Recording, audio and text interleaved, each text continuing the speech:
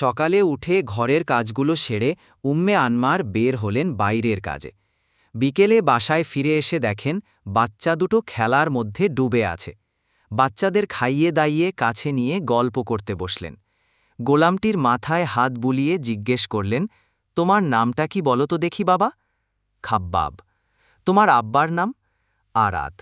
আচ্ছা, তোমার মায়ের নাম? বাচ্চার মুখ দিয়ে আর কোনো জবাব বের হল না। সে কাঁদতে লাগল ফুপিয়ে ফুপিয়ে। উম্মে আনমার তার চোখের পানি মুছে দিলেন, তাকে আদর করলেন। কাঁদতে কাঁদতে খাব্বাব যা বলল তার সার কথা হল, আমের গোত্রের লোকেরা একদিন ধোঁকা দিয়ে অতর্কিতে তাদের পল্লীতে আক্রমণ চালায়। তার আব্বা ছাড়া গোত্রের পুরুষেরা কেউ বাড়িতে ছিল না।